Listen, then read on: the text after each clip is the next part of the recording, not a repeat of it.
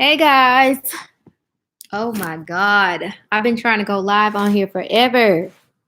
It's so grainy. I need better lighting. This sucks. Oh, okay. We're getting a little bit. Getting a little bit. Getting a little bit. Hey guys. Hi. I don't know who just logged on because YouTube doesn't show me that. They like to protect your privacy. But hey, to whoever's here, how are you? How are you? Hello, hello, hello. Say hi as you log on so I can see who you are. How's everyone's day going? I hope it's amazing. Today has been pretty amazing for me. It's my boutique's 1-year anniversary. So I'm super excited. I'm trying to share this live on in my what's this thing called? Facebook group. Join me live as I share my experience during, sorry guys, my first year of being a full-time, oh my God, I wish I could type faster. Boutique owner. I just got off of Facebook Live. I never go live on Facebook, so I went live on there. I was actually trying to go live on here at the same time so that I would twice, but it wouldn't work. And I figured out it was because I was using the wrong browser. So here I am. And yeah, sorry if the lighting is super terrible. I'm sitting in the living room. I've been sitting on the couch all day. You beating the keyboard down. Oh my God. Y'all, I'm the worst typer. Hi. Hello, hello, hello, hello, hello. How are you guys? Yes. Oh, thank you. So yeah, so today marks 1 year that my boutique has been open, which is amazing. I'm super excited. I'm going to still make a video. I just was too lazy to edit the video. So I've recorded 2 videos this week documenting one documenting the sales that I ran this week and like how I strategically planned them. And then the other is just like a day in the life as I was going through doing my orders and all that. So yeah, so be on the lookout for that. But I just decided to do this live instead to talk about my experience and let you guys ask any questions that you might have. Now I gotta recount everything that I just said from from my Facebook Live. I'm so excited to get started. We'll have to get some of your courses, any Black Friday sales. Yeah, so I'm gonna do a Black Friday sale. I'll probably announce it next week because I'm gonna start announcing all my courses. I'm not all my courses, all my promotions and stuff probably early next week. So if you're on my email list, you'll get access to that. Yeah, I haven't announced this yet, but I'm actually going to be doing this 4-part training series. It'll be live.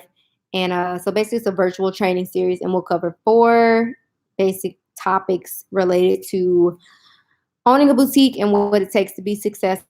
So I'm going to probably announce that. It's in my Instagram. It's planned on my Instagram to be posted. I got 2 more posts before I post it. So that should be announced soon. Greetings. Hello. When you did your fall inventory, how did you know what types of pieces to buy?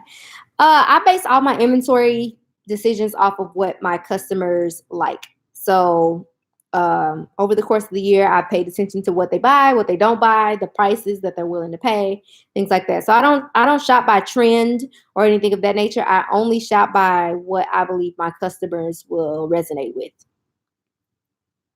Any tips for boutique owners that's trying to get rid of inventory during Black Friday? It's important to know your margins. So making sure you know how much you paid for it. And depending on how long you've had it, I would say use that information to determine how low you could price it in order to get rid of it. That's all I really can say. So determine a strategic promotion based off of your margins and how long you've had the merchandise. You said you mark up by 225%. I used to. So now I mark everything up times 3. And depending on if I purchased it for less than $10 and the quality is nice, I'll do times 4. But I only do that now. So the 225 was what I priced at when I worked at my old job. And I did use that method when I first launched. But now I give myself more of a margin so that I have more room to do markdowns and offer promotions. So if you guys haven't watched my video about strategic pricing, I talk about why I raise my margins and how I utilize that information to strategically run promotions and things like that. What was the hardest thing you had to overcome as a boutique owner? Being consistent and managing my money. So before owning my own boutique, I ran a thrift store that was part thrift, part boutique. So I got to spend somebody else's money every day, basically. I could buy all the merchandise I wanted as long as I stayed within the budget that my boss set for me. I could price it what I wanted, play around with the pricing, photograph it how I wanted, play around with that. I can run ads as many times as I want as long as I stay within my marketing budget, all that. So managing my money was the hardest part, and being consistent, especially very early on, like being consistent in my marketing efforts, sending emails, posting on social media, things like that. That was definitely the hardest thing.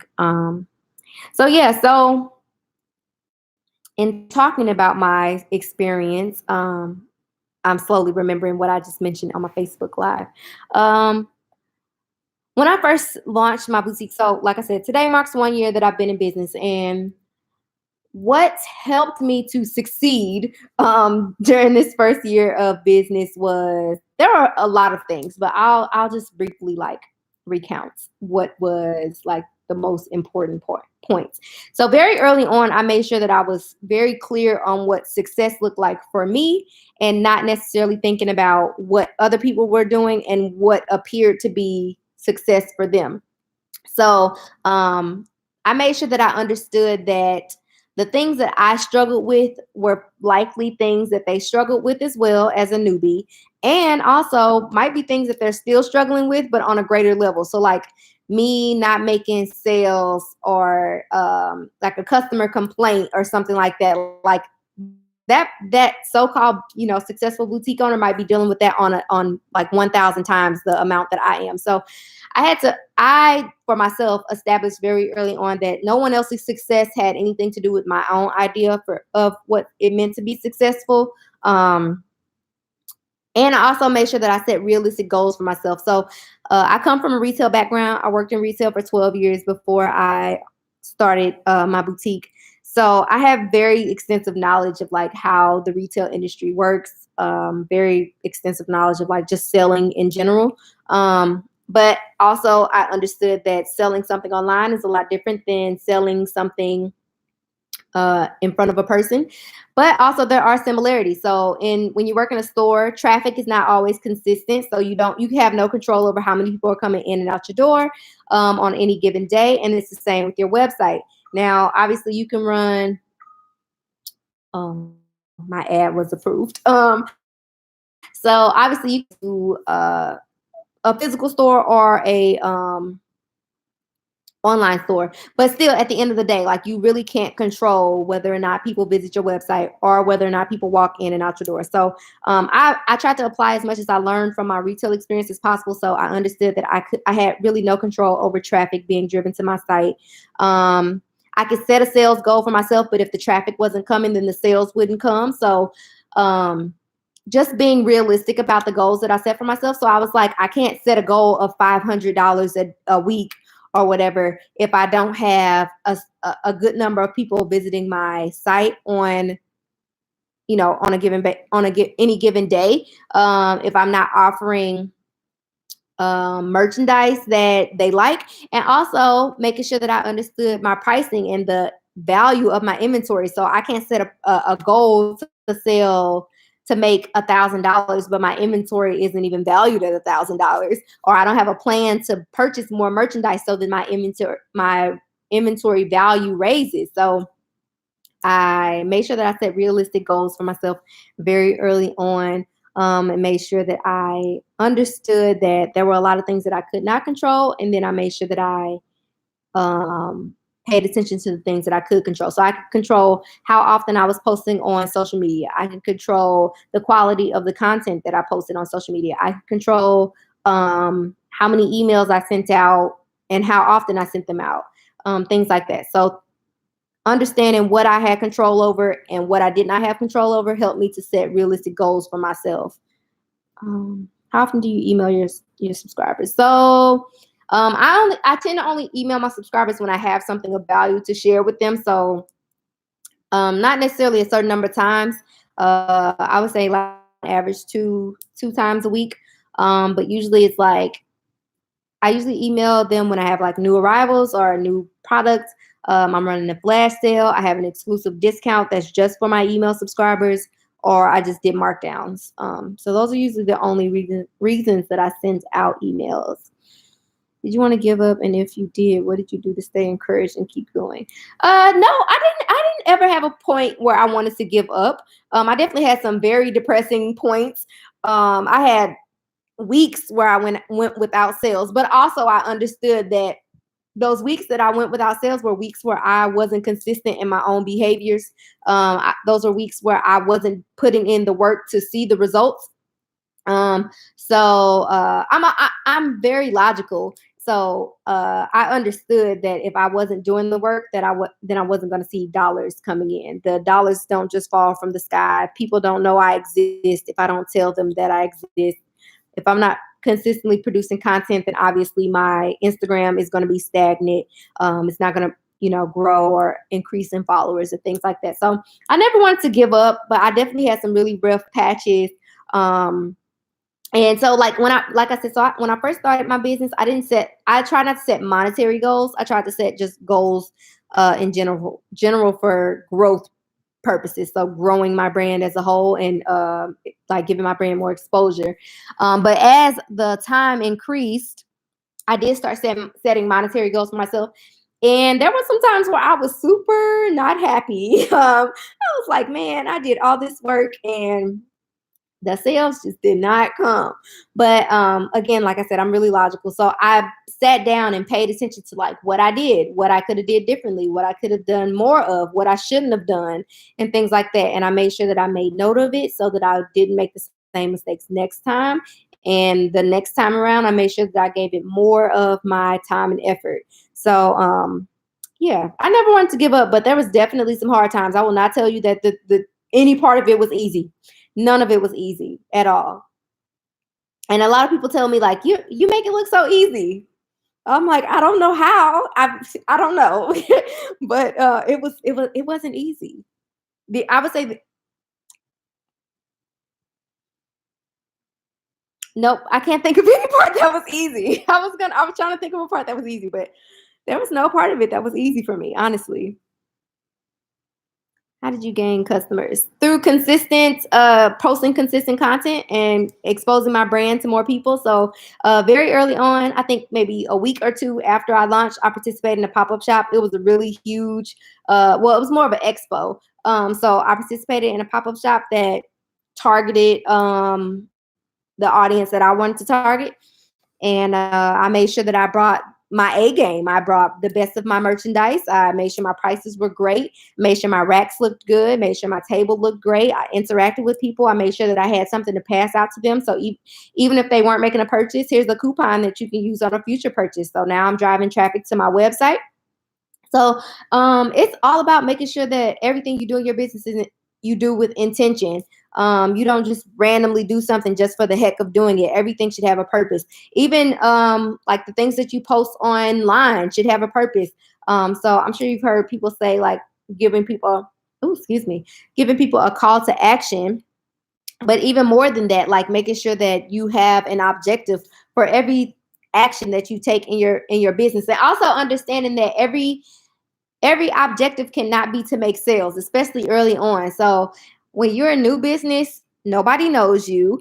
And because they don't know you, they're not going to give you their money. So you have to do a lot of work and give a lot of effort in in order to grow trust, and for those people to feel as if they can trust you enough to give you their money. So I was able to grow my audience from finding ways to expose my brand outside of social media. So participating in events and things like that. In my apartment complex, there's a bulletin board downstairs. I post my business cards and my little flyer down there on the bulletin board for people to see. Obviously, posting social media. I ran ads. I asked people to share. So like the cards that I ship out with all my orders, on the back it has a coupon code that they can use, and it also says to share their photos on Instagram and to tag us. So asking people to share what they purchased with other people. And I post on my business social media as well as my personal social media. And I ask the people on my personal social media to share all day, every day. I'm like, share, share, share, share, share, share. And now it's at the point where some people just share it just because they know I'm going to ask them to share. Like there's a few people that share every single post that I put up in regards to, like, if they're on Facebook, obviously. But they literally share every single post. So just doing the work consistently. So I don't know if you guys are familiar with my friend Ashley. She does branding. She's a brand strategist, but she put up a post about me earlier this week, completely out of the blue. And she was promoting my anniversary sale, but she said so many great things about me. And she was just like, basically like, that she supports my business because of the hustle that she sees me put into it, but also because I move with intention and she can see it. And so I want you guys to understand that, like, people can see when you're moving with purpose and you're moving with intention. And people can also tell when you're just posting just to be posting. So it's important to make sure that everything that you do in your business has a purpose and you give it your best effort. You don't just do it just to say you did it. You don't just post something just because you haven't posted in a while and things like that. No, you got to move with purpose and intention at all times.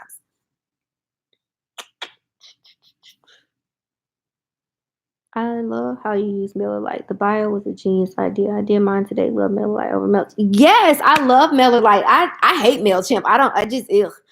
I hate it. I was using MailChimp for my boutique when I first launched. I don't know why, because I was already using Mailer Lite for my personal website. And I switched my boutique's email subscription to up like the landing page templates that you can use. So yeah, I love Mailer Lite for sure. What's the difference between Mailer Lite and MailChimp? So they're both free up until you reach a certain point, a certain number of subscribers. I don't know what the numbers are. But I feel like Mailer Lite is more user friendly, in my opinion. I think MailChimp is just more popular amongst people because a lot of people don't know about Mailer Lite. Mailer Lite is ran out of another country. I'm not sure what country it is, but it's not an American brand. So I feel like more people are familiar with MailChimp, and that's why it gets like so much praise or whatever. But Mailer Lite is so much more user-friendly, in my opinion. They have some really great templates for you to choose from. I don't know. MailChimp just isn't, it comes off as complex for no reason at all, in my opinion.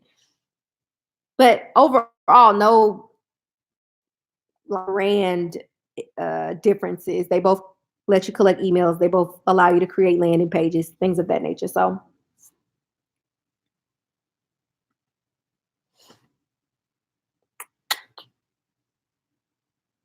thank you, Miss Diverse Beauty. What time of the year is good to launch your boutique? I'm ready to launch, but due to the holidays, I'm not sure if this is a good time to launch. So I would say if you want to launch this year, now is the time to do it. You definitely don't want to do it like right in the middle of the holidays, and you don't want to do it right after the holidays. Those are the worst times to launch a boutique. The beginning of the year, absolutely not, and right in the middle of the holidays. Mm-mm. So I would say right now would be the best time if you want to launch this year. But if you want to wait till next year, I would say wait until like March. That's when people usually are maybe have a bit more money under their belt because they spend so much during January or no, I'm sorry, December and somewhat in January because people get like gift cards and they get money as gifts and things like that. So yeah. How long did you work a 9 to 5 before you quit to run your business? I worked in retail for 12 years before I worked for myself. And the only reason I decided to work for myself was because my job was closing, and also my job before that also went out of business. So I was like, okay, God's trying to tell me I don't need to work anymore. So I didn't really make the decision to leave my 9 to 5. My 9 to 5 closed, and I decided to take a risk and see what I could do with it. But what I will say is once I had more time to dedicate to my business, I definitely saw an increase in all aspects of my business. So in sales and my own productivity and things like that. So like knowing that I didn't have to worry about work relating and then come home to figure out my business. Once it was just my business, it was a lot easier. And also, when you're relying 100% on yourself to make money and to make a living, it takes a whole different type of energy and motivation than it does to get up and go to work for someone else. So like one of the things that like I butt heads with my friends with a lot this year was, basically they assume, oh, you work for yourself, it should be easy, you don't have to clock in, you can do what you want, blah blah blah. That's not the case. It is 10 times harder working for myself because of the fact that I work for myself and because I can make the decision to not get up and do any work. I can lay around all day if I wanted to, but also understanding that it's up to me to make money so that I can pay my bills. So it has been hard. That part is hard, knowing that you have the ability to make the decision to not do the work, but also knowing that you have to do the work in order to make a living. So yeah. What type of information should we put on a hang tag? Style, color, price. So on my hang tags, I don't put anything other than the price. Um, yeah. The price is the most important thing, I would say. I would say if you're participating in a pop-up shop or you do frequent pop-up shops, the size is important as well because people want to be able to easily read it. Hi, do you work custom and duty costs into your pricing as well as shipping costs of your inventory? I work in the shipping. I work in the cost that the amount that it costs the package to be shipped to me. I don't price in the shipping to ship it to the person. And I don't ship very many international orders. So customs and duty, I don't calculate in. I've had probably like 3 orders to Canada.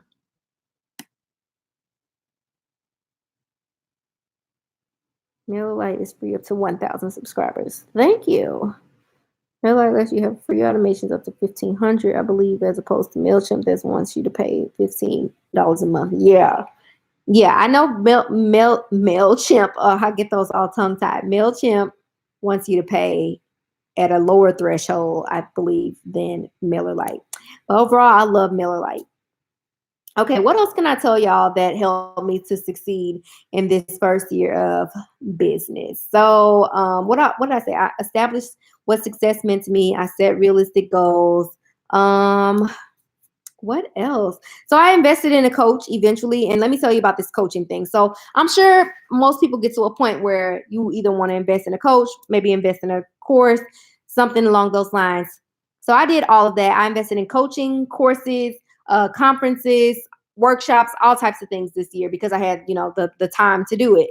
But I learned very early how to choose a coach that's right for you. So the first coach that I worked with was maybe 2 to 3 months after I launched. And let me tell you why I chose to get a coach. So I love research. I love learning new things. And I could sit and read something for days.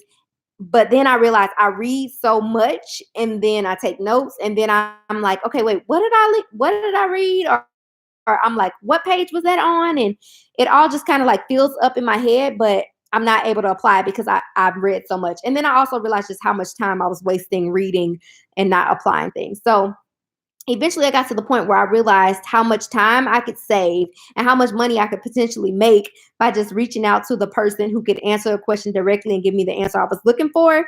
And I could apply it a lot quicker and hopefully see a return on that investment a lot quicker.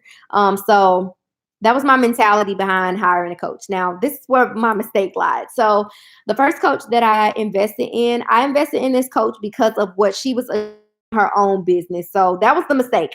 So this lady, she was, I don't even remember what type of business she had, but she was doing great things. She was succeeding. She was making hella money. Like everything was going great for her. She was publicizing it, and it looked good to everybody. So this is another one of those things. Like, don't pay attention to what everybody says they're accomplishing. Like, no.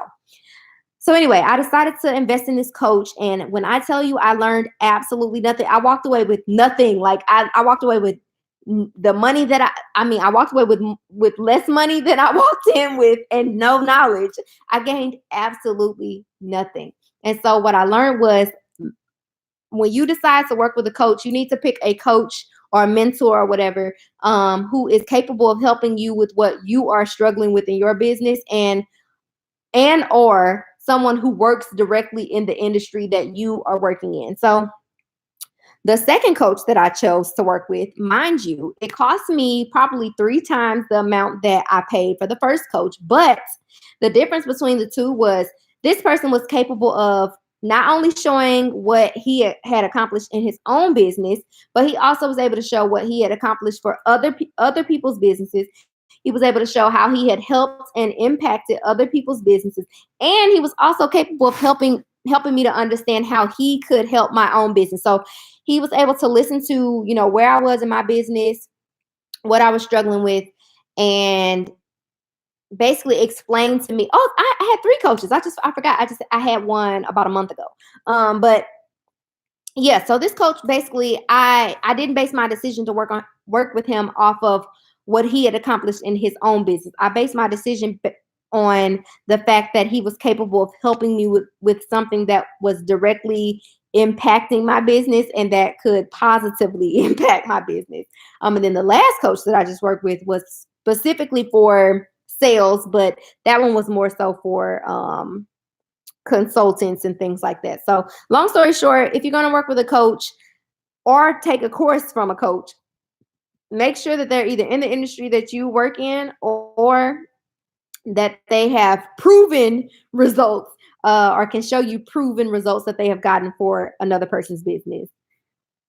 Did you have a website when launching? Yep, I sure did. How much money should you set aside to pay your taxes quarterly, yearly? I would say there's a certain amount. I think it just honestly, it depends per state. So it depends on your state. Some Insta coaches don't know anything. They act like they know. They know just take your money. Yes, they're and we live in so just like there are tons of boutique owners. Obviously, all boutique owners are not created equally, and it's the same with these coaches. All of them are not amazing, and we live this digital era. It's so easy for a person to just wake up tomorrow and say that I am a whatever. It's easy for a person to build a website. It's easy for you to accept payments from people. So you have to be super careful with who you choose to trust with your time and especially with your money, because everybody out here is a somebody these days. For sure. They push ads on you and waste your money, especially if they were out of the game for how many? Yes, they do. And it's so crazy. So I was explaining to one of the ladies on one of my coaching calls, I think it was yesterday, how ads work, like running ads on Facebook. So you know how when you'll be talking about something, or maybe you looked at something on a website and then you go over to another website and there's an ad just sitting there of what you were just looking at, and you're like, what the heck? Like, I'm being stalked. And you are. So that was the scariest part of learning how to run ads, but also the most fun part, because I'm like, yeah, I can get right back in front of you with this thing that you were looking at. So I say all that to say is that, yes, these ads are strong out here. What would you suggest for marketing during the first year? I wouldn't say that is any like one size fits all approach to marketing. It's more about finding a system that works best for you and doing it consistently. So it's important to post consistently, and by consistently I mean like every day. And one of the things that a lot of people struggle with is finding content to post every day. So you got to be strategic and get creative with that. I have a content creation course if anybody's interested in that. It teaches you how to create consistent content for like weeks and weeks and weeks, easily from your phone. So if you guys don't know, like, we're going to talk about this phone in just a moment. I create all my content on my phone. So yeah. But marketing early on, it's really important to be consistent and put your brand out there as heavily as possible, to build up that awareness. If you don't post often, people won't find you. The more often that you post, the quicker your brand can grow. And make sure what you're posting is of good quality. Don't just post for the heck of posting. The coach you were referring to certainly wanted to try his coaching. I did some of his free webinars, but can't afford his paid ones just yet. Yeah, so the coach that I was talking about, the second coach that I had, his name is Abu Fofana. I wouldn't recommend him for product-based businesses, unless you sell like a core product, like one product or one like certain type of product, and it serves a very specific audience. His course is a marketing course, and it's more geared towards people who sell like a core set of products to a core set of individuals or type of people, or service-based businesses. So I took his course, and I learned a lot, but I found it to be a lot more valuable for my consulting and selling like my ebooks and things of that nature. And I mean, I was able to implement a little bit of it into my boutiques marketing, but for the most part, a lot of what he taught as in regards to marketing uh, product products for a product-based business, I already knew because I had been running ads for quite some time for my old job. So yeah, his course is amazing if you offer like a service or you have like a core set of products. And by core, I mean you have like 4 or 5 products that you consistently sell all year round. So like a lot of the product-based companies that have gone through his course are like skincare companies and things like that. Not necessarily like clothing brands. There are clothing companies and like other boutiques that are boutique owners that are in the course, but he has like a private Facebook group. And what I get from a lot of the other boutique owners in there is that they're just generally struggling to market their business. So in my own opinion, I don't feel that his marketing course is as beneficial to product-based businesses like ours.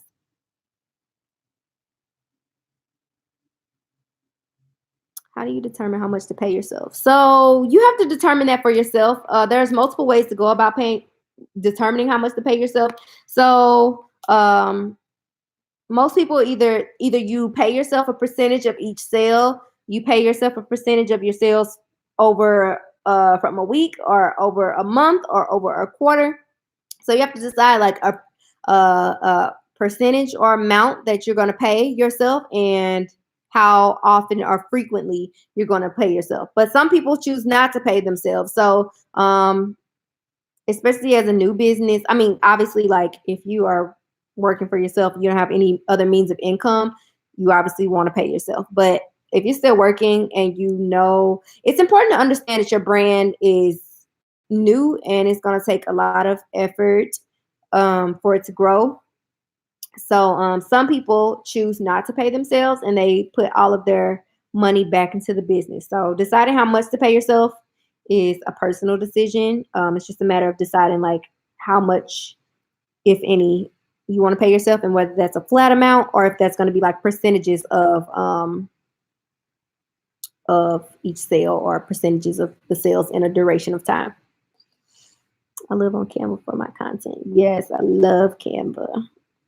Would you suggest the buying a limited amount of an item and sell it out and not restock approach to build anticipation and exclusivity, or just sell as much as you can? So I live more so by the buy it and let it sell out and never buy it again mentality. So I have, let's see, there's one dress that I've sold, probably I've had in like 9 different colors over the course of the year. Only because it has sold well for me, but I've never like sold out of it and repurchased it like right then and there. So I do that more so, like you said, to create what is it called? FOMO. So fear of missing out, and create like this anticipation or excitement. So I use that as an opportunity to encourage people to sign up for my email list so that they don't miss out the next time it comes back around. So me personally, I use the method of not restocking or not restocking immediately, so that I can build my list and grow that anticipation of new merchandise coming.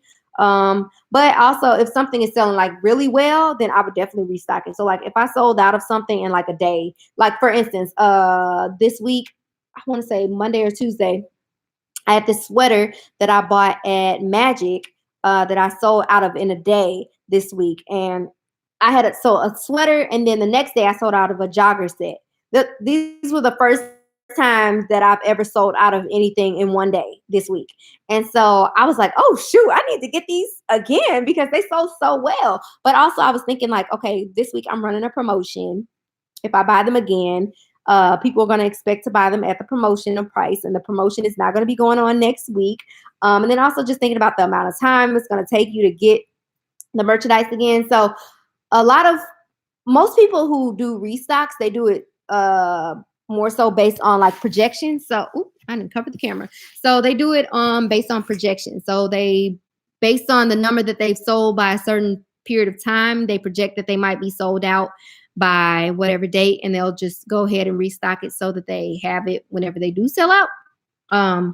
So yeah, long story short, I don't use the restock method. I let it sell out and let people be mad and tell them they need to sign up for my email list so that they can get dibs on it next time. Link to your course, please. Sure. I have 4 courses available on there. If you use code YouTube, you'll get a discount on any course. So yeah, if anybody's interested, I have 4 courses. I have one that is about Facebook ads. And if you enroll in the Facebook ad, or not Facebook ads, it's about ads in general, so social media ads. But if you enroll in the ads course, you also get a complimentary 60-minute coaching call with me. So yeah, that's a good one to invest in. I also have a content creation course. So that one teaches you how to create content in bulk for your social media, your website, your email list, your emails, things of that nature. So I teach you how I create content in bulk for my boutique so that I can save time and focus on other important things. I have a website building and planning course. So that one teaches you how to build a website on Shopify, WordPress, Squarespace, and it just talks about like the different aspects that your website needs to have. And then the last course is called the Boutique Builder course, and it focuses on so it's more so for people who have already launched, and it talks about ways to grow your business. So the link is in the chat, and if you use code YouTube, you get a discount. Hello, what are 3 lessons you learned in your first year? In my first year, I would say I learned that you have to be willing to do the work over again to see results. So let me give you an example. So especially this week, I've been taking a lot of time to just look at my website overall and like each product picture. So like I said, this week I've ran a different promotion every day. And one of the days, or a couple of the days, but one of the days I was running a sale specifically on my clearance merchandise. And so I noticed that my sales were a bit more down than the previous days. And so I went back and looked, and a lot of my clearance items were photographed, quite some time ago, because obviously they're old. And I've had them for a while. So I took some time to literally retake some of those pictures. Even though that merchandise is old, I thought to myself, okay, maybe it's the photos that is hindering this merchandise from selling. So I took the time to retake the pictures. So a lesson that I learned was that you definitely have to be willing to do the work over again, no matter how long it took you to do it the first time. Do it again. So like I've redone my website so many times.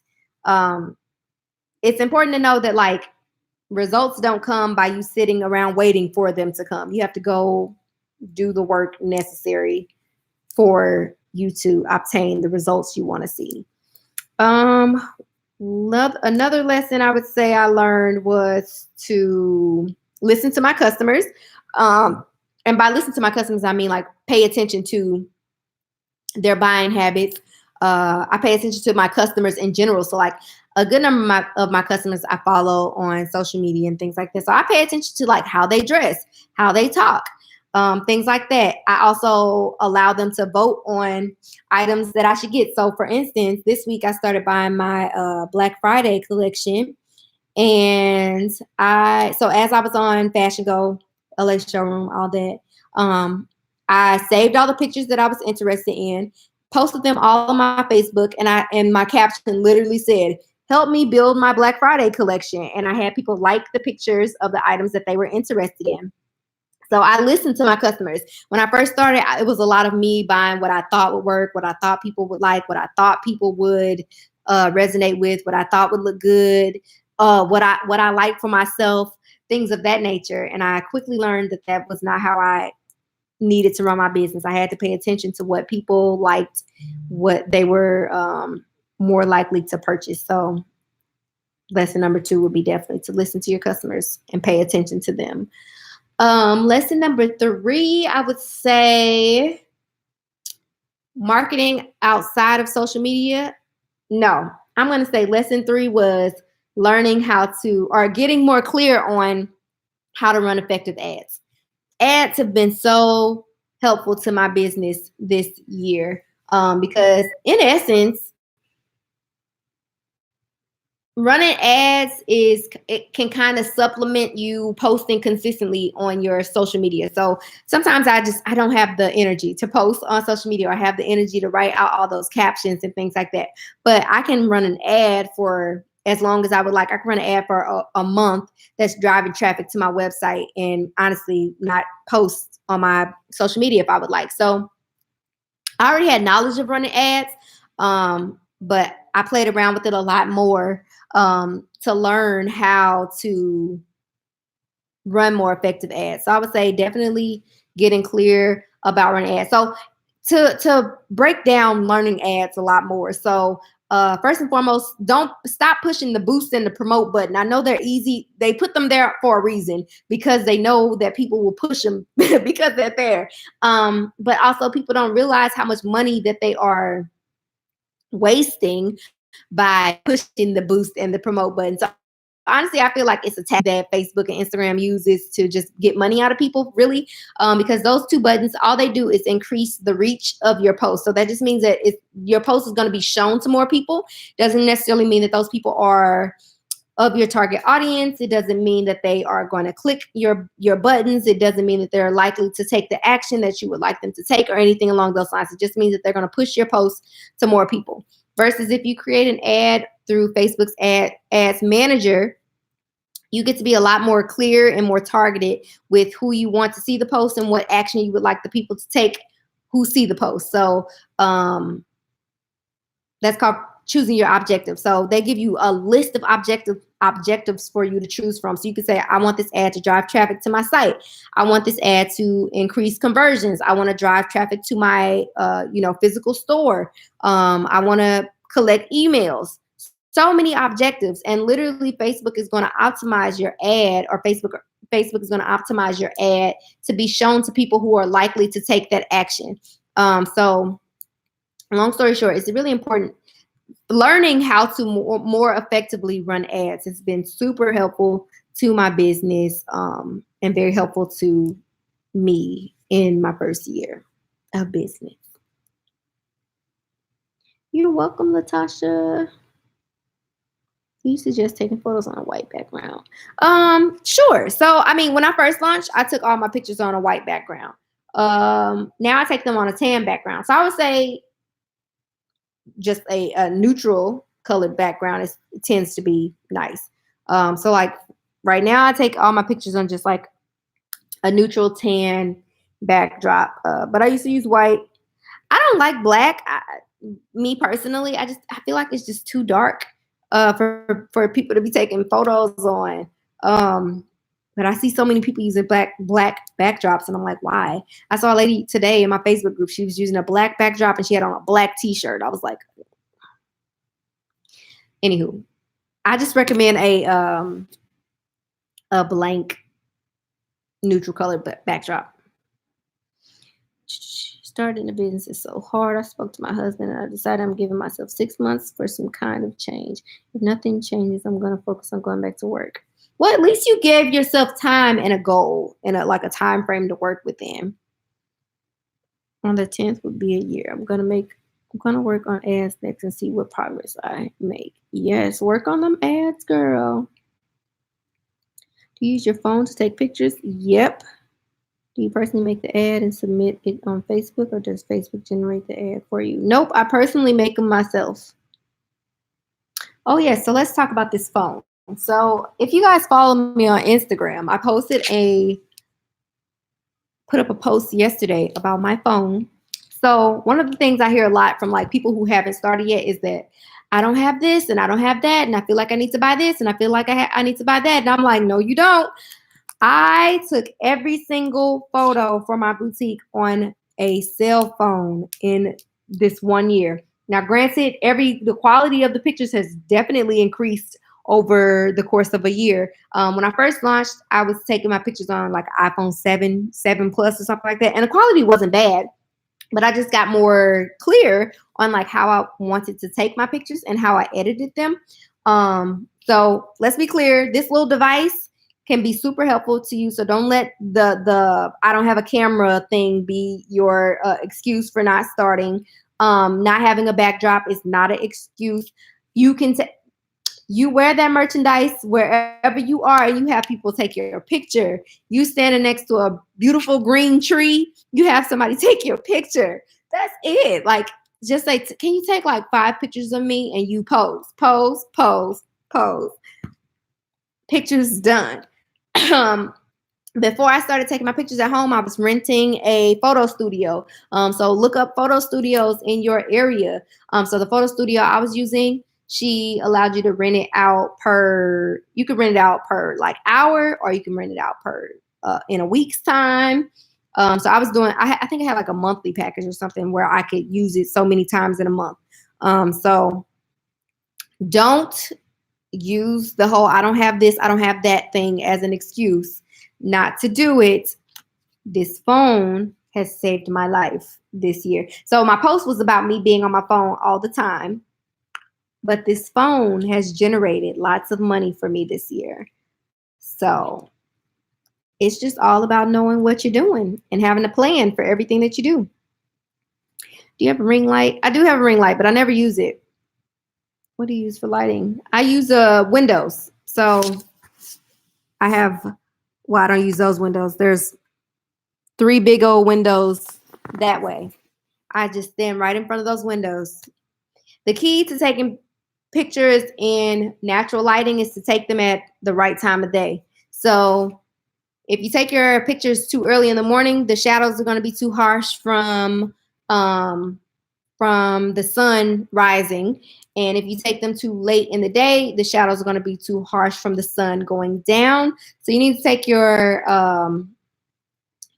photos like super, super early in the morning before the sun is like fully risen, or in the afternoon. So I usually take my pictures around noon because most of the sun is usually like wherever it is.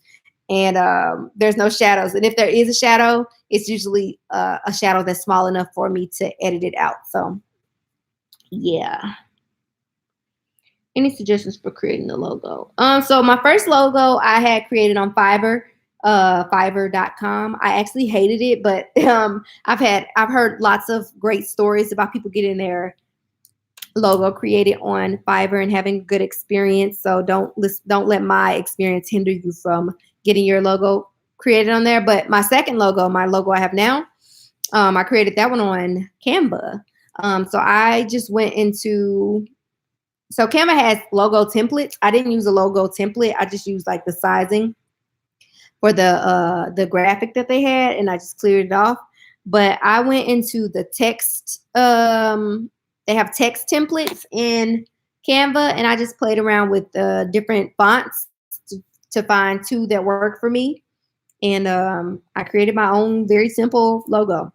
So yeah, those were my tips. This is a great live. I'm glad you find it helpful. My backdrop is a white sheet from Amazon. Take them in my garage and my backdrop lighting that my son broke today. Oh no, that sucks.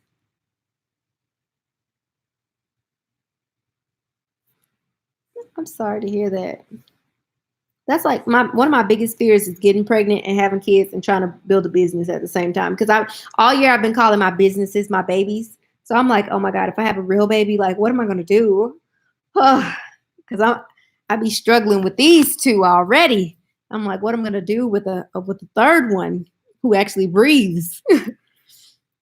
You use your address or a P. I use my address currently, but I was just saying like 2 days ago that I need to get a PO box because now I'm at a place where like my orders are consistent and I don't need everybody having my address. So at first it was like, I mean, my sales were consistent before, but it wasn't like so crazy that I was worried that somebody would stalk me. Not that I'm worried that anybody would stalk me, but still, yeah. I use Fiverr. I'm lucky. I like my logo in the first draft. Good evening, by the way. Brand new to the channel, and I love everything you put out there. It's appreciated. God bless. Thank you. I appreciate that. Welcome to the channel. What would you suggest if the domain name I want is $1,800, but I don't have the funds to invest it right now? You definitely don't want to invest $1,800 into a domain name, girl. So I would say try to find a way to purchase a variation of that name. So like for instance, my boutique is Brazen Boutique. So brazenboutique.com was taken. I don't remember how much it cost or if it even was for sale, but I chose to go with shop Brazen Boutique instead. So some people might put like the city that they're in the name, or a year, or like the word fashion or something like that. So I would recommend trying to find a different variation of the name if possible.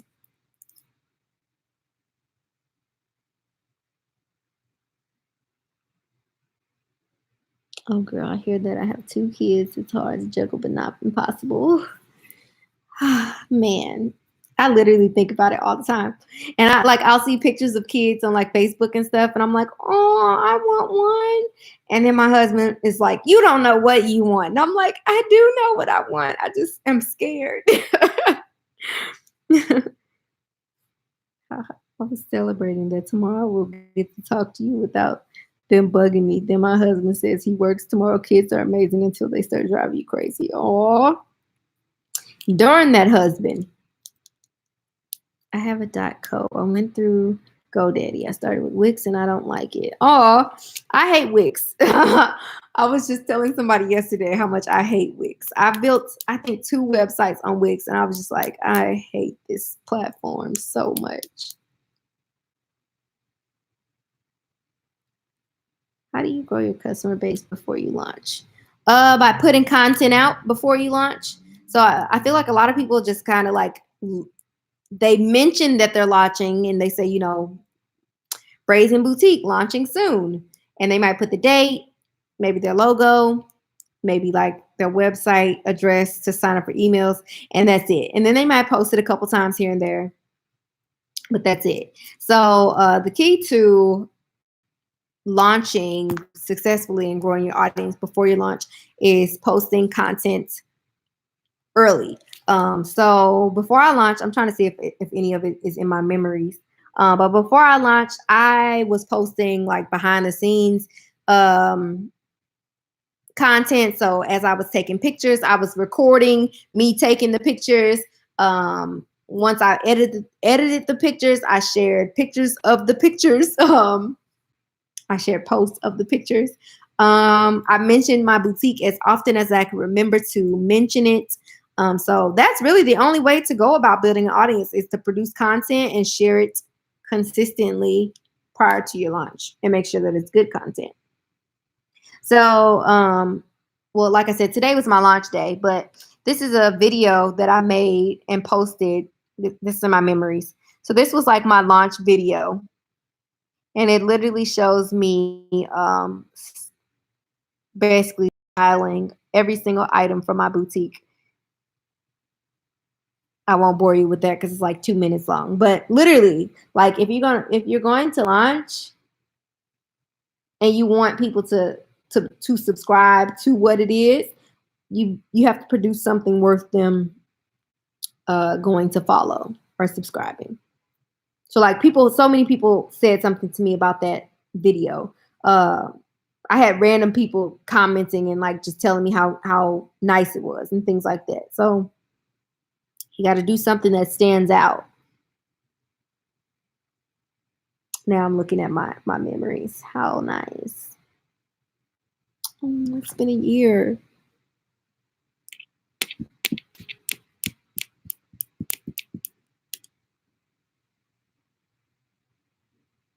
My goal is to work up to the level of Fashion Nova. Yes, Fashion Nova is, whoo, Jesus Christ.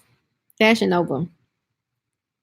Would you suggest Shopify for your first website? Absolutely. I love Shopify. It's amazing. I have absolutely no complaints. That was my mistake. I thought I would get a lot of support from the people I already had on my Facebook and IG, and they are the last one. They are the last ones to shop. I can't even tell you how many times I've had people say, you know, oh my God, can you get this or can you get that? Or so like I like to post pictures of items that I'm considering getting before I actually purchase them. And people are like, oh my God, when's it going to be in stock? I definitely want one. Then the time comes around and they are nowhere to be found. So yeah. Orders backdrop from Amazon. Strangers definitely support you quick. I don't know even half of the people who have shopped with me this year. Absolutely no idea who these people are. So I definitely 100% agree. Strangers will definitely support you quicker. I've gained so many like Facebook friends from people just seeing like my ads and things like that. And people are just like, they just enjoy seeing me consistently post. Like I have so many people say that they just like seeing me consistently post or consistently do the work. So yeah, for sure. Strangers definitely support you quicker.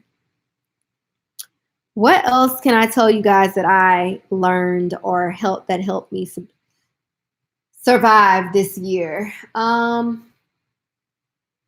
be lying if I said I wasn't depressed sometimes. I definitely had some super depressing moments.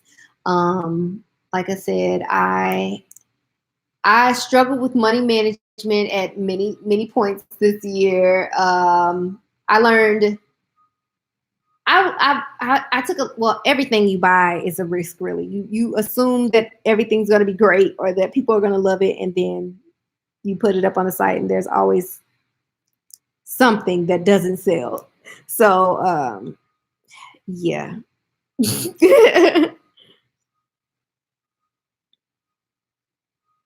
How do you feel about influencers? I think working with influencers is great if you know that influencer is has a following that is your target audience and is an influencer who produces great quality content regularly and the type of content that would be relevant to your business. So like it doesn't make sense to invest in a influencer just because they have a huge following, but they're not necessarily into fashion, or that if they don't typically do like branded promotions that are fashion related and things like that. So working with influencers, I think, is a great strategy as long as you pick the right influencer.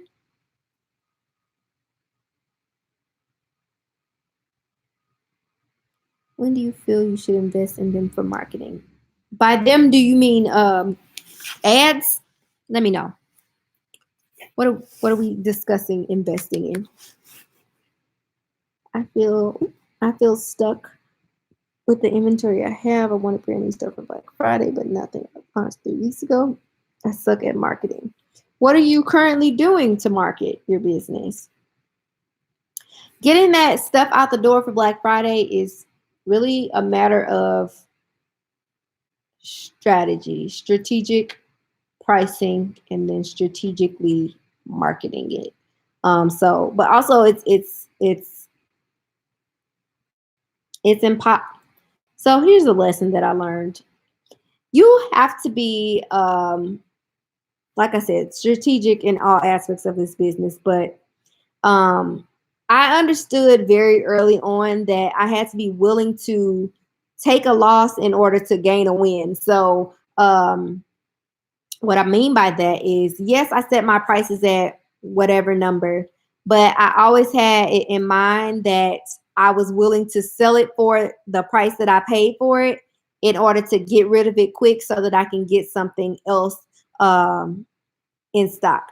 So a lot of people get stuck on the prices that they set their merchandise for, and they don't even consider um, that they should do a markdown, or that doing markdowns can be helpful to their business. So I always had a markdown strategy, but it wasn't as strategic as it is now. So I increased my profit margin a few months ago so that I can give myself more room for markdowns, but it also gave me more room to run more strategic promotions, run more run promotions more often, and things of that nature. But also very early on, I decided that I was not scared to sell the merchandise for the price that I paid for it, so that I can get rid of it and get something new in. So that's definitely one of the greatest lessons that I learned, is that this is not the industry to play scared in. Like, and it's definitely an industry where you will possibly more than likely take more losses than you would like to take. So I would be lying if I said that there weren't times where I sold merchandise for less than I bought it. So, like, for instance, on my website right now, I feel like I have maybe, I'm gonna go look. I know for a fact. So, for instance, I just sold a skirt on like Monday, Tuesday. It was the last one of a skirt that I had literally when I launched a year ago. It was the last one. It's just been sitting there for so long. I don't even remember how much I priced it at, or how much it was priced at when this person bought it. But I finally sold it. Thank the Lord. But I had priced it down to, I don't even know. I do know that it was lower than the price that I paid for it. So honestly, if you want to get rid of your merchandise bad enough, and if you have a clear understanding that the merchandise sitting in wherever you have your merchandise sitting is tied up cash, if you have that understanding, you'll be a lot more willing to take the loss in order to gain something else. Um, so yeah.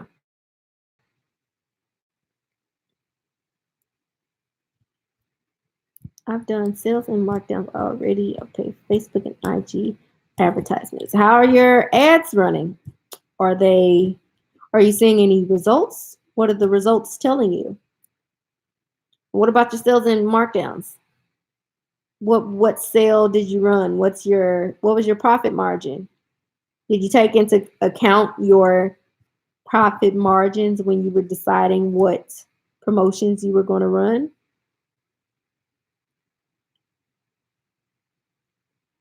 How often should you run sales so that your customers don't just buy when there's a sale? I would say that's a personal decision. I wouldn't say that there's any right or wrong amount of time or how frequently you should run.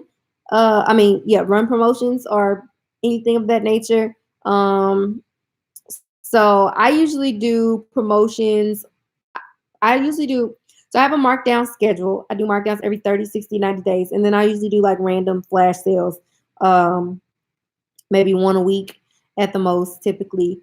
And usually I either do like a site wide, not site wide, like on all regular price items, or what's it called? or a percentage off of a specific category, so like 50% off dresses or something like that. But it's more about thinking about the goals that you've set for yourself. And also, again, I feel like I'm being repetitive, but it really is this serious. So one of the things that's really important to understand about this industry is that it's more about math than it is about fashion. The numbers is what's going to matter. So, and it's a lot of like projection and predictions. I actually want to I wrote down to make a video about this, but this industry is about making projections and predictions. So you're constantly thinking about, if I mark this thing down to this amount, then I likely can sell this many of it if I take this particular action. And if I take this action, I should make this amount of money, and I can use this amount of money to go towards this thing. And this thing should be in stock by this day, and I'll be able to photograph it on this day and have it back on my site by this day. And then you're doing that process all over again. So I'm projecting that I'll sell this many items by this time. And then if I don't sell it by this time, then I'm going to run this promotion on that item. And you determine what promotions you're going to sell or set based off of your profit margins that you've priced your merchandise at. So it's a lot of numbers and strategy. There's no right or wrong answer really to how often to run a sale or what the sale should be. I emailed a mall close by if I could rent a booth waiting for a response. Yeah, so I wanted to do that for one of the malls over here, and she responded, and then she sent me the application, but then she didn't respond again when I sent the application back. I don't know what was up with that, but whatever. But actually, so this not this Saturday, but for Small Business Saturday, I'm actually going to be doing a pop-up shop. So the mall where I used to live, there's like this like shopping pavilion right outside of the mall that's like super nice. It's way more new than the mall. So in that pavilion area was a Charming Charlie's. And so you guys know Charming Charlie went out of business this year. So the space where the Charming Charlie is pretty darn brand new. Like they hadn't been in business for very long. So apparently some company is renting it out and allowing businesses to rent it out. So I rented a space in the old Charming Charlie for Small Business Saturday. So I'm super nervous, but I'm also excited to see how it goes. So I plan to run an ad that's going to drive people to the Charming Charlie location instead of driving the traffic to my site. So I'm probably going to start running that ad next week or so. And the audience that I'll be targeting will be people within a certain mile radius from the location of the pop-up shop.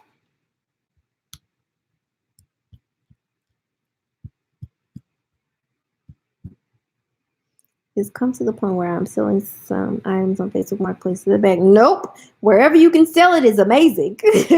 There is no such thing as bad selling. As long as you sell it,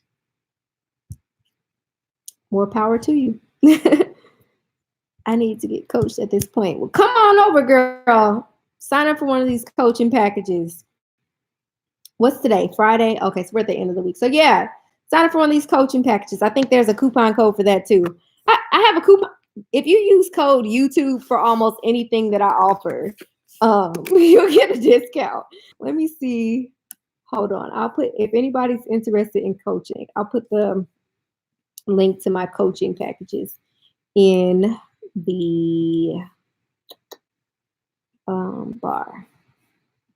I mean, in the chat. But what do you, where did the comment go? What do you do if you mark down posts several contents about sales and still don't sell? Scheduled to mark down all our products Tuesday. You keep working at it. So like I said earlier, if it's not working, then maybe it's something that you're doing that's not working or not generating any type of buzz. So you figure out what you can do differently. You post more. That's about it. You either you're going to produce better content, or you're going to produce better content more often and post it more often. Really, that's the name of the game.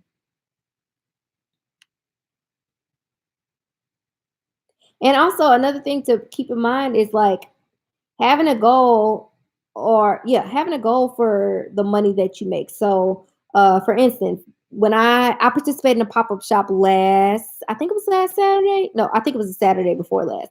I knew that whatever money I made from that pop-up shop, I was going to use towards doing a photo shoot. So I need to schedule that. But I knew that whatever money I made that day, I was going to use towards getting a photo shoot done. This week for my anniversary sale, I've been running a sale all week. I knew that I wanted to use the majority of that money towards buying my Black Friday collection. And I set in my calendar a goal to start purchasing that merchandise on Monday, so that I could have it by the following Monday. But I was able to make the goal that I wanted yesterday. Was it yesterday? Actually, I think it was Wednesday. So I started buying merchandise for my Black Friday collection. So having a goal in mind for the money that you do make. So don't wait until you've sold the entire pack, or you've sold the entire collection, or any of that. Like, as you're making the money, you need to be spending the money. Not all of it. Like, obviously, if you're going to pay yourself, pay yourself.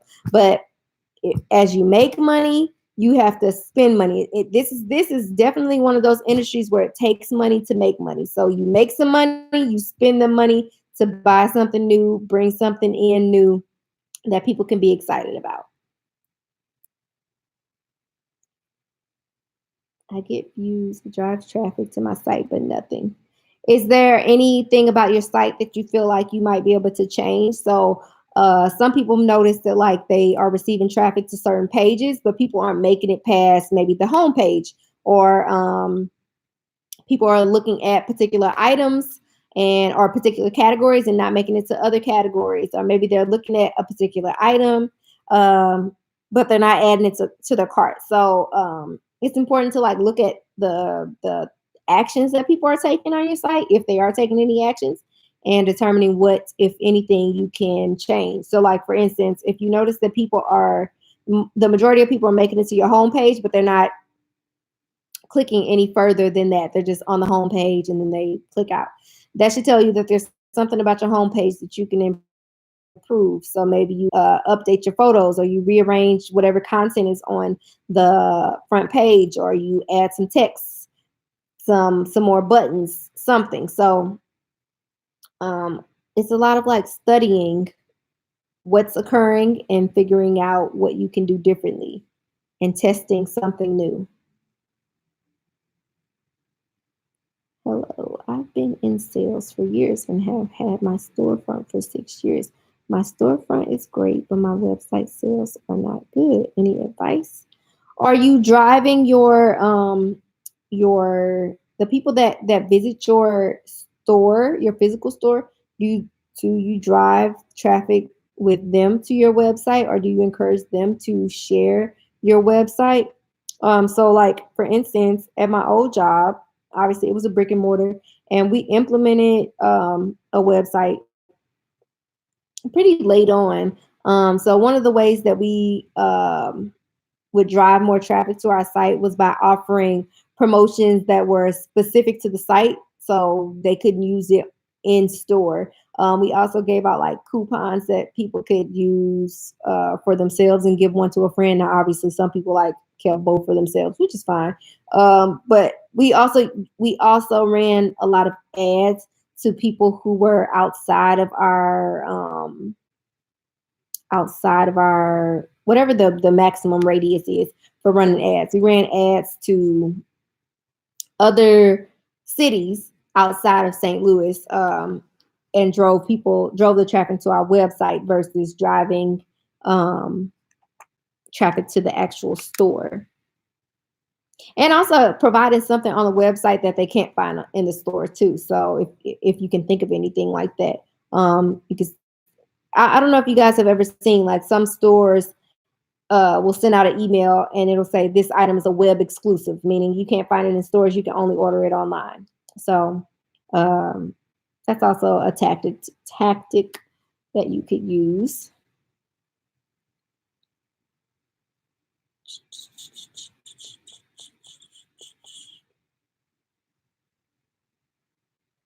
Certain items I won't price as it should because once I have the item in hand and I see it is worth the price, I should price it and I'll mark it lower than I want. I do that. So like my conscience won't let me price something for, an astronomical amount if I don't feel like it's worth that. So some of my pricing is based on quality. Um, yeah. No, I was just there earlier this year. Excuse me. I live in a small town. What type of places do you recommend for a pop-up shop? Are you wanting to host your own pop-up shop or you want to participate in like an already existing pop-up shop? Um, so my most random pop-up shop that I had, it was super random. I don't even, how did I, the one of the girls that worked, so I had a pop-up shop at a cycling studio. So, like people work out on the bicycles. Had a random pop-up shop at a cycling studio. This girl who works there, she follows me. She has shot with me a couple times, and they were having like I don't even know. It was like some type of weekend event, and she asked me if I wanted to set up a little booth area for this event. I was like, sure, why not? It was going to introduce my brand to a new group of people, a new audience, hopefully make some sales. Yeah. So, long story short, I mean, you could have a pop-up shop almost anywhere. It's just a matter of being confident in standing there and possibly no one coming to your table or making a purchase. But are you wanting to host one yourself, or are you wanting to participate in another person's? I purchased your vendor list and tried to follow it, but once I arrived to the fashion district, I was so overwhelmed. I ended up buying 7 pieces in all different styles. Should I still launch with the different styles? Do you mean by different styles? Do you mean like that they're not cohesive or like that they don't complement one another? Is that what you mean? You can definitely launch with the merchandise that you have. It's all going to come down to how you market it.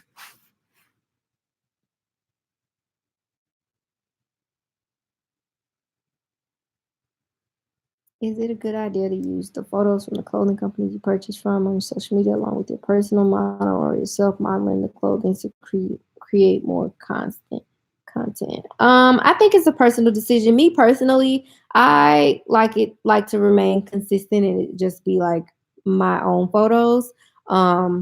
Just because the if we're being honest here, the pictures that most vendors, I won't say all of them. Well, actually, no, all of them.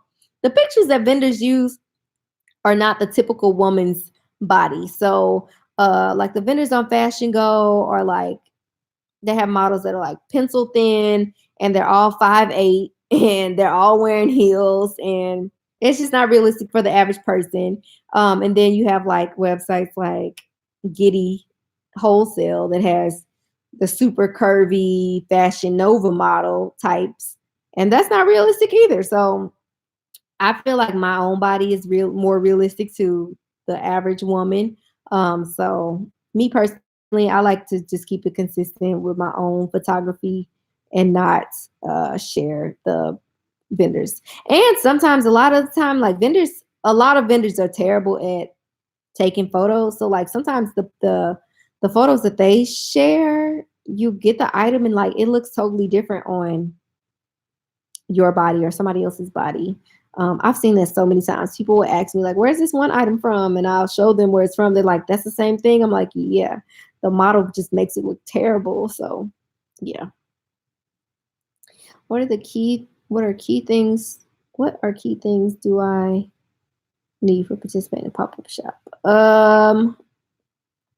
You need great merchandise, very organized racks of clothing, um, size variation, so at least one of each size. You need something to go on a table if a table is provided to you. Usually, the pop up shops I participate in, they've offered a table, something to go on the table, something to pass out to your customers or even the people that don't shop. So, coupon code, a flyer, something along those lines. Um, Something that represents your brand. So, like this last pop up shop that I did, I put 2 of my bags on the table because they have like my logo on them. So I did one of each size bag. And then I also included my banner. I have like a big pop-up banner that I purchased from Vistaprint. But that's not necessary. I literally just got that in the last month. So clearly organized racks, tags on the clothing that reflect the price and the size, nice organized table, and something to pass out to your customers and people that walk by. When you buy your initial inventory, should you instantly put the sales in a business account and just keep flipping the money, or just keep putting extra money into it? I would recommend putting it right into a business account and then using that money to buy more merchandise. I'm in the process of switching my website from Square to Shopify, and I'm having a hard time setting up Shopify. I have a video about setting up a Shopify website. Check it out on my channel. I'm not sure what the video is called, but I'm sure it's just something Shopify. But I literally walked you guys through how I created my website for the Boutique Academy. That's on Shopify. I also have a course that walks you through how to like in-depthly build a website on Shopify as well if you're interested in that. I really hate Wix. Me too. Hi, Edward. How are you? Yes, I do ask them to shop online, but a lot of them like to come in or are stuck on the I don't like computers. Oh, yeah, that makes sense. Oh, I like that idea of web exclusive, exquisite boutique. Yeah. And I also told, I was talking to somebody either earlier this week or last week, but she was in a similar predicament. But her question was, basically she was seeing traffic to her store, but she wasn't seeing much traffic to a website. And she wanted to know if she should just get rid of the website altogether. And my answer to her was, if you feel like you're putting extra effort into the website and not seeing a return on your effort investment, then likely it might be a good idea to get rid of it. And also, if you feel like it's a burden to keep up with, um, might be a good idea to get rid of it. But I'm more so an advocate for putting more of your efforts into what is working instead of trying to make something work that may not work for you in the long run. So yeah. Finding a vendor. All the vendors I like want 2 invoices, and the vendors that I don't have, I minimums and prices. I don't want to spend too much on something I don't love or think will sell. Any advice? If you get a account on Fashion Go, you don't need 2 invoices. LA Showroom is a lot more strict. They require the 2 invoices. So when you create an account on Fashion Go, it's gonna say that they need invoices. But all you have to do is either email them or call them and tell them that you're a new business, and they will give you access to the website. And there are tons of vendors on Fashion Go. There's almost 1,000 of them on there. Most of the vendors that I've encountered have either you have to buy a minimum of 6 items, so that's 1 pack, or you have to spend anywhere. I've seen spending minimums as low as $50, but most of them on average are $100 as a minimum spend. To use a POS system for your pop-up shop? Nope, I just use my phone. I use the Shopify app. I use the Shopify POS app.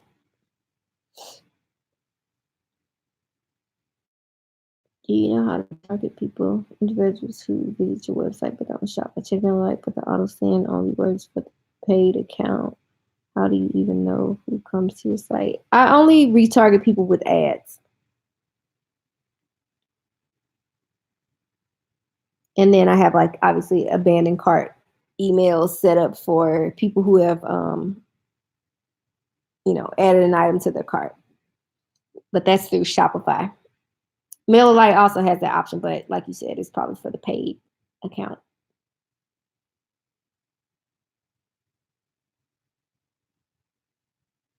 Lord, looking for good vendors is hard. Left aloud. My sister-in-law said it must be so fun to shop for clothes.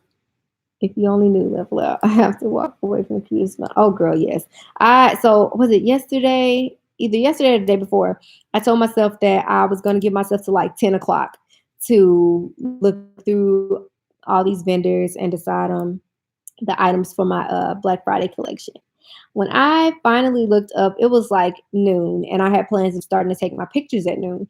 I was like, this is ridiculous. So I didn't even make all the purchases that I wanted to make. I'll probably finish them tonight before I go to sleep. But yeah, looking at those vendors can definitely be overwhelming. There's so many. And then there's so many styles to choose from each vendor. So it's even more of a headache. You're welcome, Michaela. I get so overwhelmed with Fashion Girl at times because they have so many vendors. Yes. So I don't know if you guys are more of like the shopping for the most trendy thing or like shopping for the stuff that everybody else has. I hate when people do that, but if that's you, then by all means. But there are some great ways to go about utilizing Fashion Go. So there is a tab that says best of best. So if you're looking for something that is like hot that week or you got a good habit, that's a good place to start. Look at the best of best tab because that's usually items that have sold the most that week. So like for instance, there was this jogger set, this two-piece jogger set I've been seeing all week long. And I assumed that I knew what vendor it was from because most of the jogger sets I've seen have come from the same vendor. But this one did not. So I was scrolling through the best of best tab, and lo and behold, there is the jogger set that everybody has this week. So yeah, use the best of best tab. I also use the new, I think it says new in tab. So a lot of this industry is being the first to have something, not necessarily having what everybody else has. It's more important to be the first than to have what the others have. So using the new in tab is a great way to get first dibs on something. So I always look at styles that are new within the last 24 hours. That means that they have been uploaded to Fashion Go within the last 24 hours. So start there as well. And in that tab, you can narrow it down by what you're looking for. So you can say, I want to look at women's dresses, and then you can narrow dresses down to like casual dresses, cocktail dresses, club wear, all types of things. So best of best and new end is a great place to start as far as using Fashion Go. Also, use Fashion Go on a desktop versus on a phone. So when you use Fashion Go on a desktop, say you're looking at a particular item, but you're not too sure about it, or you want to find something similar. If you scroll down just a bit, Fashion Go shows you for almost all the items. Some items not, they don't, but it'll show you similar items, and then it'll show you other items, I believe, from that vendor. So yeah, use Fashion Go on a desktop more often than a phone if possible. How long does it take you to receive and photograph the items? On average, it takes between 5 to 7 days for the merchandise to come to me. And then I usually try to start photographing it that same day, but if not that same day, the next day. And then after I take the photos, I usually try to edit them that same day. So like into the night, basically. And then the following day, I upload it to the site. Sometimes I don't upload it immediately. I try to plan out like when I'm going to post things to my site. So like for instance, last night, I posted, well, I put them on the site, but they didn't actually post until midnight. But some of those items I've had for months, months. But it was strategic because I knew I wanted it to be like part of my fall collection. The prices were great at the time that I purchased them and things like that. So yeah. No, I don't go for what everybody else has. I think that's why I like Nicole on there because her clothes are so different from all these popular stores. Yes. Her clothes are different, but what's funny is that they're right in front of our noses and they're from like vendors on Fashion Go. I see them all the time. But she is one of those people that's like really good. She has a really good eye for fashion because I have seen a lot of things that she has purchased and I know what vendor they came from. And I'll go look at the picture that the vendor posted. And I'm like, wow, I would have never thought to buy that based off of this vendor's photo. However, on her body, I'm like, okay, this makes sense. She has a great eye. So yeah, she's great at that for sure.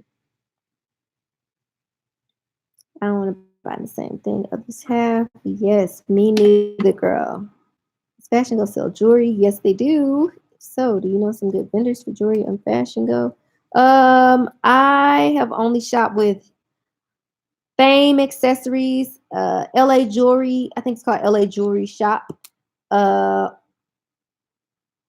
I want to say there's one called Orgel, Orgel, but they also might only sell sunglasses. I know I've gotten sunglasses from them, but I'm not sure if they um, have jewelry as well.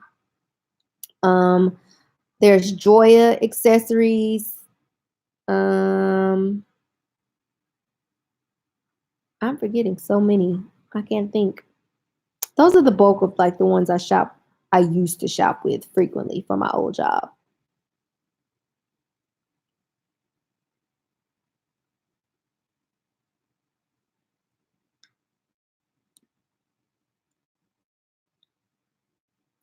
Yes. What other questions you guys got? The only reason I'm still on here is because my husband is missing in action. And the only reason I haven't called him yet is because he bought me some Uggs today. So I'm not going to bother him yet. Do you think of adding plus size to your boutique? Yes, I want to, but I also don't want to do it just for the sake of saying that I have plus size. So I think I talked about this yesterday on Instagram. But like I get a lot of questions, when are you going to get plus size or why you don't have plus size? And the reason is because the stuff that I like in like straight sizes isn't available in plus size. There isn't a lot of vendors out there that sell both plus and straight sizes and have like, a consistent line of merchandise that is available for, the entire size range.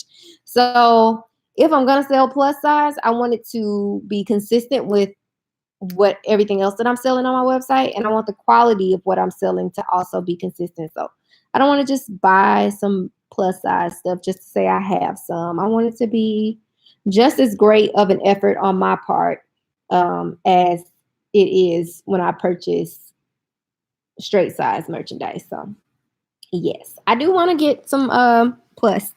It's a matter of finding the right plus size stuff. How do you feel about Alibaba? There's a vendor on there that I really want to try, but I don't know if I should trust it. I've heard great stories from some people about shopping on Alibaba. I personally never done so I don't have any advice there. I would say shop with a vendor or vendors that have reviews for you to base your decision off of.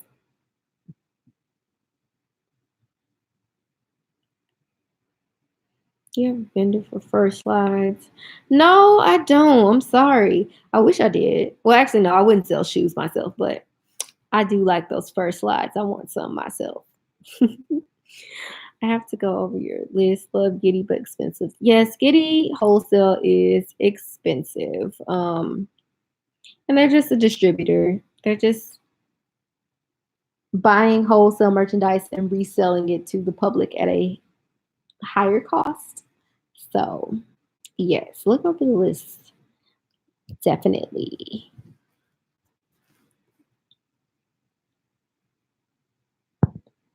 I really want my phone to make the Shopify sound.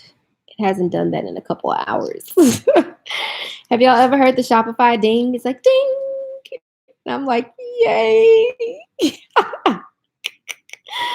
I love that sound so much.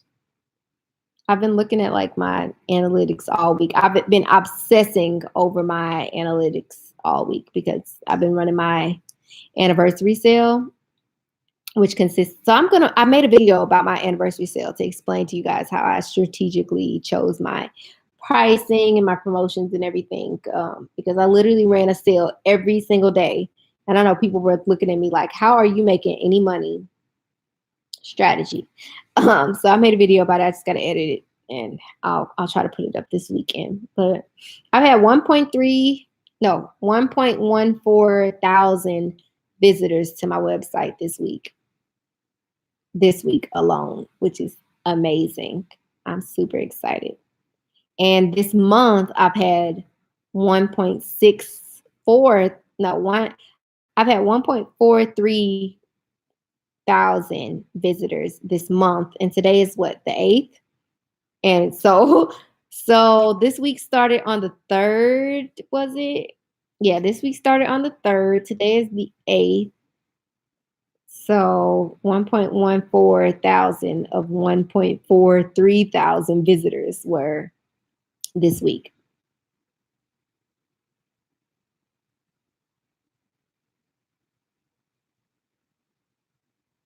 Nope, don't make sales to hear it. Oh my God.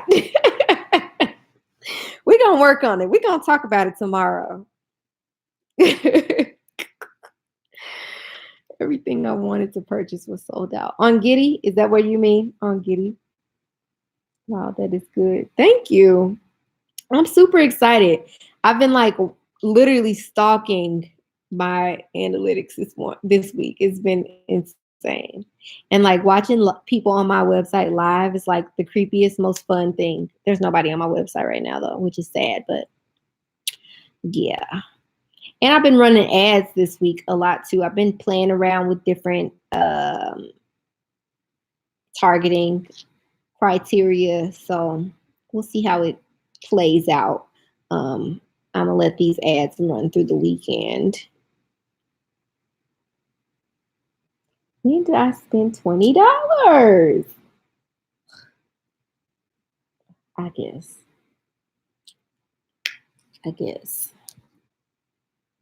Thanks for the recommendation, Lisa. I'm from New York. Definitely will have to check it out. Know your website.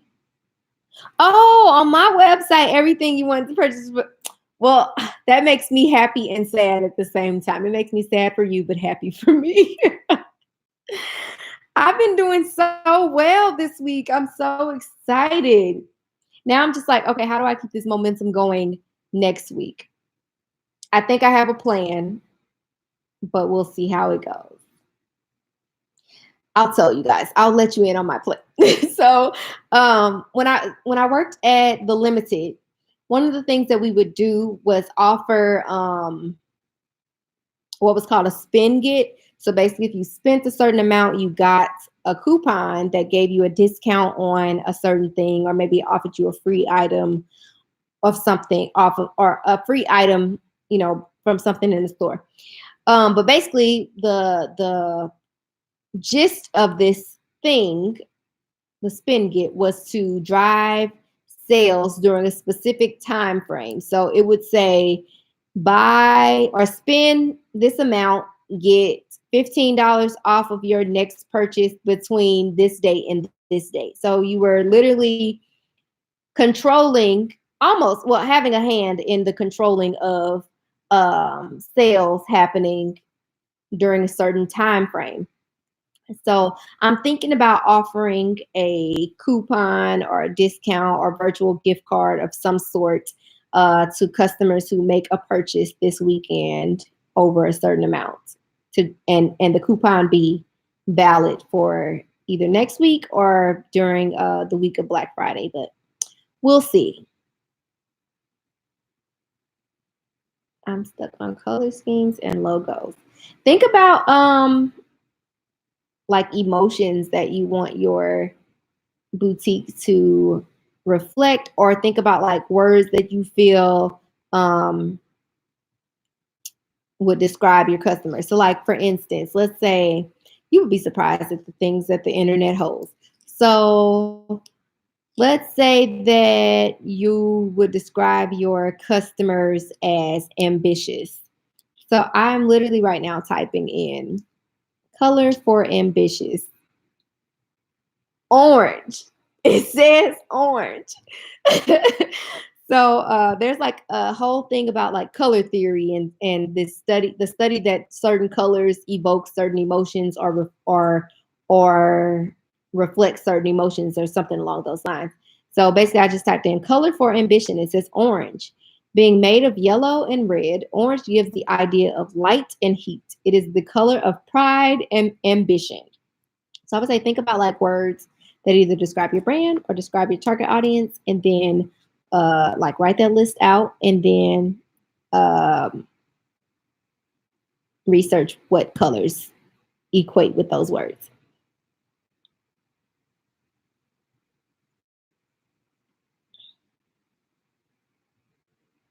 Yes, Erica, expert Andy and tell him Lisa from Kansas City referred you. You're in St. Louis. Yes, ma'am. I'm in St. Louis. My color scheme, logo, and name is in memory of my queen, my second mother, my grandmother who passed away last summer. She was a faithful Christian woman with a better fashion sense than me. Oh, I love that. That's beautiful. I love names and like just businesses in general that have like a story behind it. Having a story is definitely helpful, guys. So having like a brand story is can definitely play a huge role in your overall marketing efforts. So that's a great talking point to drive support to your business. My website developer did my website. She sent me a list of words and colors, and that was how I chose my color. That's awesome. Correct me if I'm wrong. Is your website like red, yellow, somewhere along those lines? I'm in Bloomington, Illinois. Not sure if you know where that is, but it's freezing in the Midwest. Yes, girl. So before I moved to St. Louis, I lived in Belleville. I'm not sure if you're familiar with that. But yeah, so I'm from Illinois originally. I just moved to St. Louis in June. But yes, I know where Bloomington is, and it is pretty cold. Bloomington's closer to Chicago, correct? So I know it's cold up there. Red and gold. Okay, yeah, that's what I was thinking. I was thinking more gold. I don't know why I said yellow. Dang it, I just had my pen flew out of my hand. It is cold. Is it cold where you guys are? What's the temperature where you are? It's currently 30 degrees where I am. What's so fun? So our weather is so screwed up. So today the high was 37. Tomorrow it's going to be 8. The next day it's going to be 62. Then the next day it falls down to 39. It says it's supposed to snow. And then the next day it's 27, sunny. Like what? Oh, so frustrating. Main colors, and then she added black and white as the secondary colors. Got it. I do custom wedding accessories. Do you think I should keep it separate from my other boutique items? I would say it doesn't hurt to like display some of them, just to let your audience know that you also offer that as a service. It's cold today, but I couldn't tell you how cold. Yeah, I went outside one time. I went outside to deliver some packages because I had like a pile of packages on my floor. So I was like, okay, I need to clear these packages out so that I can package the orders that were going to come in this afternoon. So I went to the post office around 11:30, somewhere around there, to drop off some packages, and then now I need to package some more. But yeah, so I went outside. I don't know how cold it was either because I literally just got out of the car because my car is parked in my apartment. My car is parked like in an enclosed garage. So I didn't know how cold it was outside. And then I only got out my car for like 2 seconds to walk in the post office. It wasn't too many steps. Yes, I have that in my about us in my Facebook page, etc. My goal with this boutique is to help women of domestic violence and single mothers get back on their feet and so much more. Oh, that's awesome. I love that. Yes, good mission. 27. right? I'm in Alabama right now. It is 34 degrees. Ugh, I hate cold weather so much. I'm a winter baby and I hate it. I'm just like, ugh, why was I born in the winter? This is stupid. I'm from NY, but I reside in Pennsylvania. Mm. Terrible flurries. Yes, it's close to Chicago. I'm from Chicago originally. It will be 65 tomorrow in Kansas City. Ridiculous. I cannot. that's, that's crazy. I lived all over Illinois. I went to 6 different high schools and I'm connected to people all over. I wanted to use this as my advantage when I launch. Smart. Sometimes people seem like they're I'm saying, wow, you sell everything. Oh, people do that with me. Like people say, oh my God, you do everything. And I'm like, yep, sure do. Do you think it's possible to still sell summer items right now? Yes, I sold so many of my summer items this week. It was insane. It's just really a matter of how you promote it and what you say about it. So, like this week, as I was promoting my markdown, so like all my summer stuff is basically marked down at this point. So I was mentioning, how they could layer it with stuff.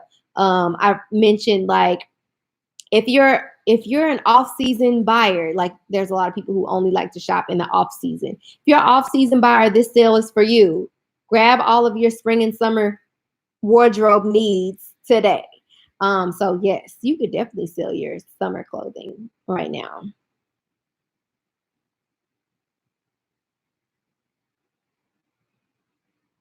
Yeah, people in warmer climates will purchase. And yeah, it's the same. So I have winter coats in stock.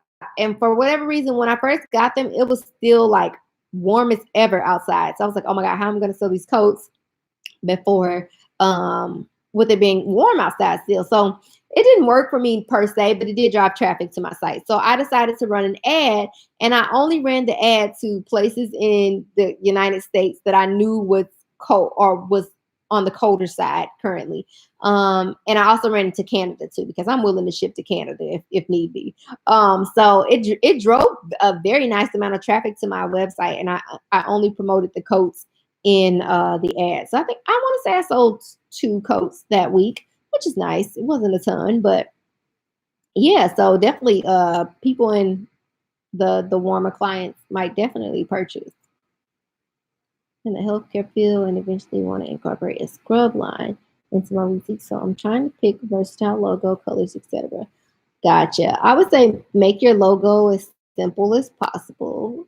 Um, but colors, that's a hard one. I don't know. But I definitely understand where you're coming from.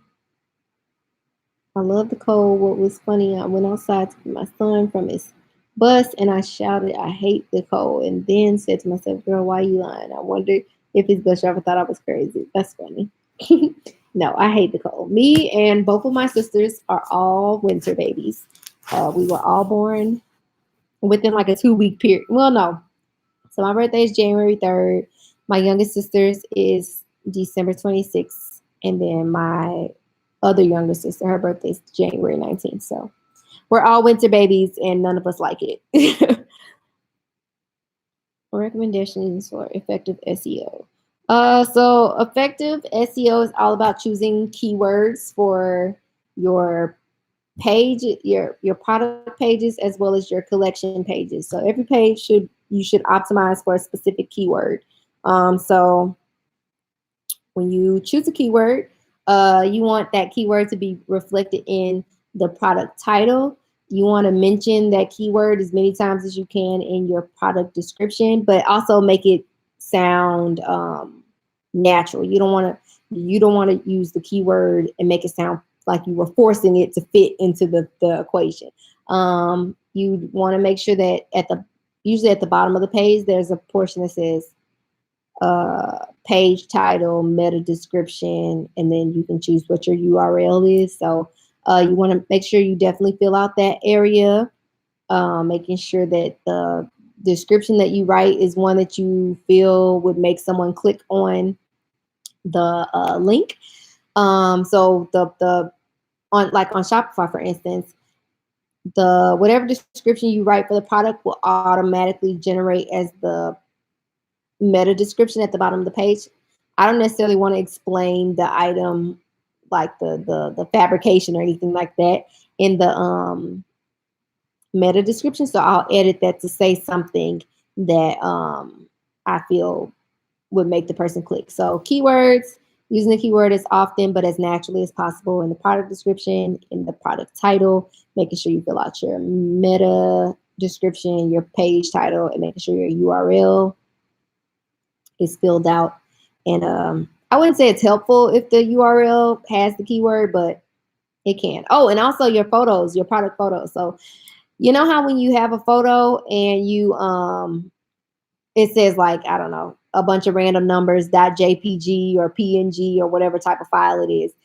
It's important for you to change the names of these photos. So when you change the name of the photos are more likely to show up in search results as well. Versus if you don't change the type, the name of the photo, it's not going to show up. It's not as likely to show up in a search engine result. So change those names of those product photos.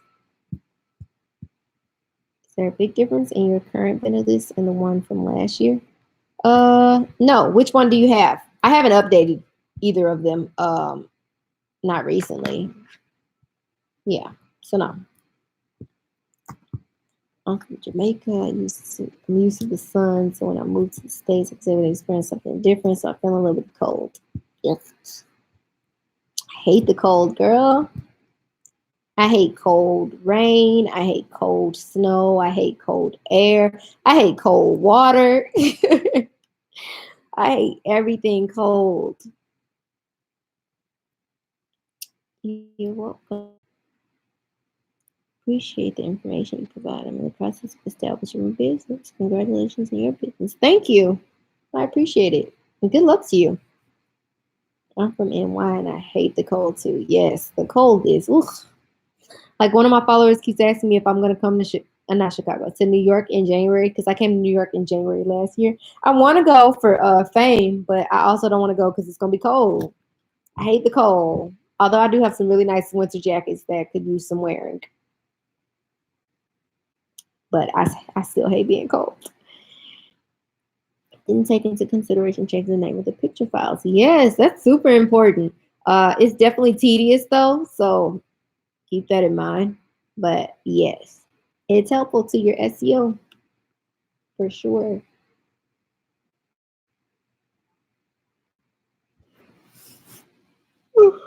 Oh goodness. All right, guys. Well, I'm gonna go find something to eat, even though it's almost 10:30 at this point, and I probably shouldn't. But I'm gonna find something to eat, and it's been nice chatting with you all. Fame is a trade show that happens in New York. Happens like 4 times a year, I think. But yeah, it's a trade show. Clothing. Well, I can't say what all they have. I know they have clothing for sure. Because I've never been to that one. I've only been to Magic, but yeah, I heard it's really nice. All right, guys, I'm going to go ahead and log off. It was so nice chatting with you guys. Thank you for your support as always and for chatting with me for almost 2 hours now. So I hope you guys gained something valuable from this video. And I'll hopefully upload a couple videos this weekend. So be on the lookout for those. All right.